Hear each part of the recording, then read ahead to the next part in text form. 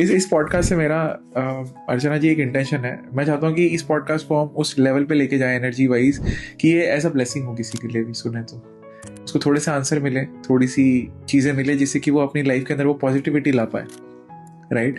And शुरुआत आपकी journey से ही करेंगे। आप एक रेकी में हैं, आप एक एनर्जी हीलर हैं एंड बहुत सारी चीज़ें जो आप अभी करेंटली कर रहे हैं, मैं चाहता हूँ आप बताएं आपकी जर्नी से। मैंने पहले भी अपनी काफ़ी सारी पॉडकास्ट में ये चीज़ बताई है कि मैं बैकग्राउंड मेरा क्या रहा है। Profile as an HR work करती थी मैं, वहाँ से फिर मैं आफ्टर कोविड मैंने इस चीज़ को अपनी लाइफ में लेकर आई हूँ, बिकॉज मटेरियलिस्टिक चीज़ों से कोविड में मैंने देखा कि आपकी एक मटेरियलिस्टिक लाइफ और चीज़ें एक टाइम तक रहती हैं, उसके बाद जो आपको लाइफ में चाहिए वो ये नहीं है। तो वो है क्या, आपको चाहिए क्या? अपनों को जब जाते हुए देखा है, अपने करीबियों को जाते हुए देखा, तो लगा कि लाइफ में जब जाना ही है तो हम इतने टाइम तक कर क्या रहे थे, क्यों लड़ रहे हैं, किस चीज के पीछे भाग रहे थे। और 1 सेकंड में चले गए सब कुछ यहीं छोड़ के। बिल्कुल। तो ऐसी किस चीज के पीछे भाग रहे हैं हम? तब मुझे समझ में आया कि भागना तो कभी आपका, जब आपने जन्म लिया है और प्रारब्ध में लिखा है कि आपकी हर एक चीज इस टाइम पर इस तरीके से होनी, वो तो होंगी। लेकिन क्या आपने ये जानने की कोशिश करी कि आप आए क्यों हैं? आपका पॉइंट क्या है यहाँ होने का? आप सिर्फ यहाँ पे नॉर्मली अपना डेली रूटीन का काम करने नहीं आए हैं। करेक्ट। ना आप खाना खाने आए, ना सोने आए, ना दोस्तों यारों के साथ घूमने आए, ना माता पिता की सेवा करने आए। हर एक चीज प्रारब्ध का पार्ट है आपके।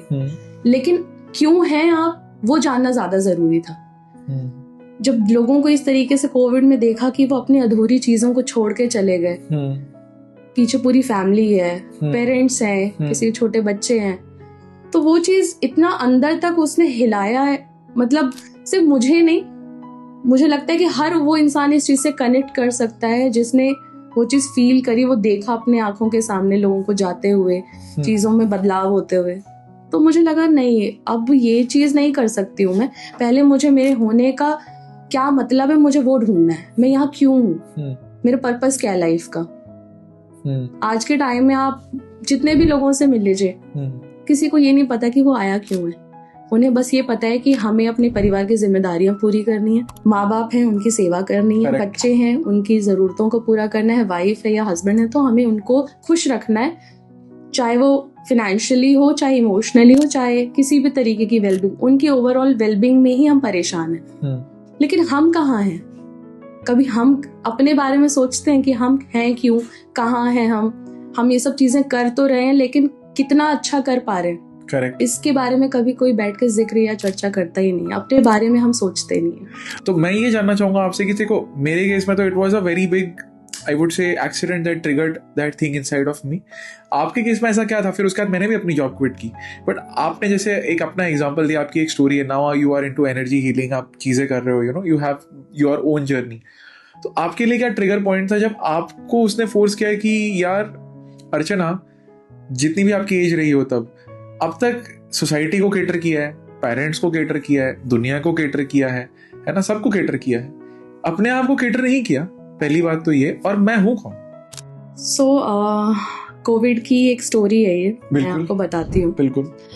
कोविड के टाइम पे 2020 में जब फर्स्ट वेव आई थी, इनिशियली सबने लॉकडाउन को एंजॉय किया।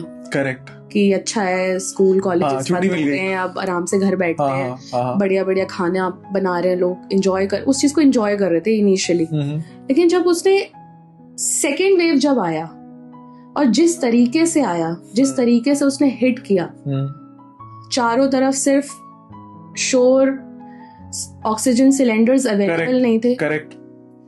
हमारे एक रिलेटिव हैं जिनको मैं अपने फादर फिगर की तरह देखती हूँ, उनकी काफी ज्यादा तबीयत खराब हो गई थी और हॉस्पिटल्स में कहीं भी बेड नहीं थे। और हमने बहुत लोगों से रिक्वेस्ट करा, बहुत लोगों के पास हम गए रिक्वेस्ट करके कि हमें सिर्फ 2 दिन के लिए किसी भी तरीके से ऑक्सीजन सिलेंडर हमें मिल जाए, हमें एक हॉस्पिटल में एक बेड मिल जाए। हम लोग बहुत जगह लेके भागे, बट कहीं भी कोई हेल्प नहीं मिली, हमें रिलीफ नहीं मिल रही थी, कहीं कोई हेल्प नहीं, किसी से कोई मदद नहीं। और जबकि अच्छे कॉन्टैक्ट्स रहे हमारे, तब भी वो कॉन्टैक्ट्स भी काम नहीं कर रहे थे। मेरे हस्बैंड काफ़ी ज़्यादा परेशान थे कि हमें किसी तरीके से सिलेंडर अवेलेबल हो जाए। तो मेरे हस्बैंड एक ऑक्सीजन प्लांट पे गए, हमारे नोन का प्लांट था वो। वहाँ पे जब वो गए वहाँ पे 6 घंटे से लाइन लगी हुई थी। पुलिस वाले वहाँ पे किसी को खड़ा नहीं होने दे रहे थे, वहाँ से मार मार के भगाया जा रहा था लोगों को। वहाँ पे 2-3 लड़कियां आई हुई थी और जैसे ही पता चला कि ट्रक आया है, क्योंकि दिल्ली से आना था वो ट्रक। और बिकॉज क्या प्रॉब्लम हुआ था कि जितने भी दिल्ली के थ्रू ट्रक एंटर कर रहे थे गुड़गांव में, वो उनको दिल्ली में ही रोक दिया जा रहा था। उनको गुड़गांव में एंट्री नहीं मिल रही थी, सप्लाई आ ही नहीं रही थी पीछे से। वो दिल्ली से ही मूव हो जा रहे थे, बाहर चले जा रहे थे, वो गुड़गांव तक ट्रैवल नहीं कर पा रहे थे। तो किसी तरीके से फिर एक ट्रक आया जिससे ऑक्सीजन सिलेंडर्स मिलने वाले थे। तो वहाँ पे 2-3 लड़कियां खड़ी थी, उनके फादर काफी सीरियस थे और वो रोते रोते उन्होंने अपने कपड़े उतारने शुरू कर दिए, सिर्फ ये कहने के लिए मुझे एक सिलेंडर दे दो आप, मेरे फादर को मुझे बचाना है।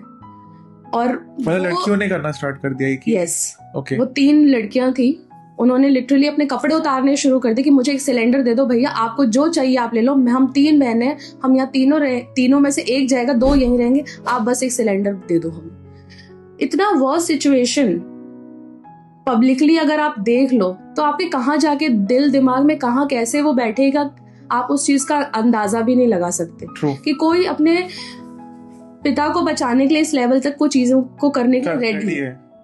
फिर आप कर क्या रहे हो, आप क्या कर रहे हो, आप कौन सी दुनिया में हो, आपके कॉन्टेक्ट्स काम नहीं कर रहे, आप खुद में सक्षम नहीं हो कोई चीज करने के लिए।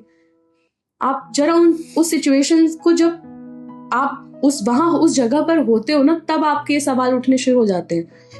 मेरे हस्बैंड घर आए और वो इतने परेशान थे, मैंने सिर्फ उनसे एक सवाल, मैंने कहा आपको कुछ हो गया है क्या, कोई तबीयत आपकी खराब हो गई, आपको कुछ अंदर से फील हो, क्योंकि आप बाहर रेगुलरली जा रहे हो, आपकी भी तबीयत खराब हो गई। तो उन्होंने सिर्फ मुझे ये कहा कि लाइफ में जो भी हम कर रहे हैं सब बेकार है, ये सब कोई मायने नहीं रखता लाइफ में, क्योंकि सिचुएशन बाहर की बहुत खराब है।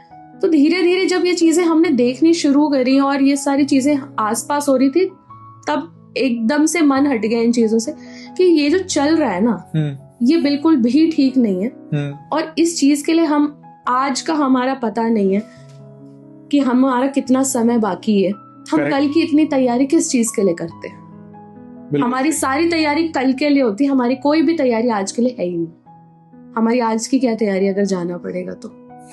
बिल्कुल सही।